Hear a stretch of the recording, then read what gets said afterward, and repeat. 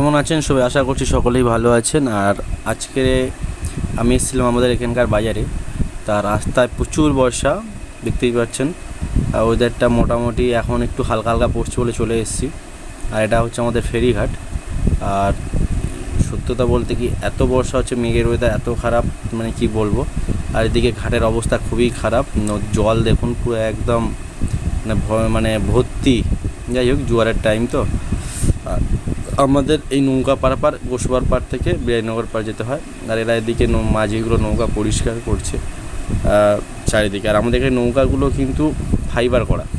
Fibre করলে কী হয়, জলেতে যেহেতু অনেক দিন মানে থাকলে কাঠগুলো নষ্ট হয়ে যায়, ফাইবার করলে ওটা লংজিভিটিটা বেশি হয়। সেই হচ্ছে এই জন্য নৌকাগুলো সব ফাইবার করা হয়। শুধু নৌকা বলে নয়, বড় বড় যে বটবটিগুলো সুন্দরবন জঙ্গলে বেশিরভাগ জায়গায় ঘুরতে নিয়ে যাওয়া হয়, সেগুলোও কিন্তু ফাইবার করা। হট করে ফাটা বা জল ঢোকার ভয়টা থাকে না।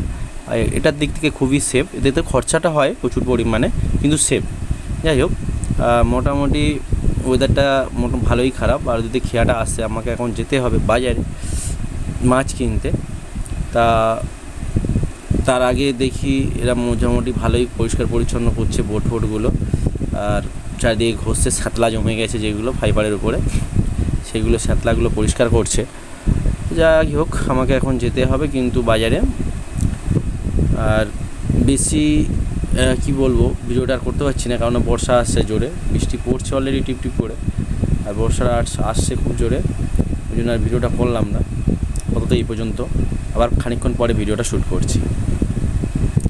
বাজারে গেছিলাম কিন্তু মাছ পাইনি, তাই বাড়ি এসেই জাল ফেলে মাছ ধরতে হলো। আর সিলভার কাপগুলো কিন্তু যথেষ্ট বড় বড়, দেখতে লাগে ছোট, কিন্তু বড় বড় সিলভার কাপ পড়েছে। আর এতে জাল ফেলছিলাম, এই জালটা এখন এই অবস্থায় মেলে দিয়েছি। আর সিলভার কাপগুলো দেখালাম, বেশ বড়ই হয়েছে।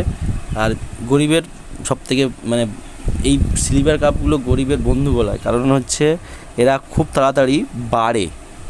সিলভার গ্লাস কাপ এরা খুব তাড়াতাড়ি বাড়ে। যাই হোক, ভিডিওটা আর বাড়ালাম না, আজকে ভিডিওটা এই পর্যন্তই। সবাই ভালো থাকবেন, সুস্থ থাকবেন, টাটা।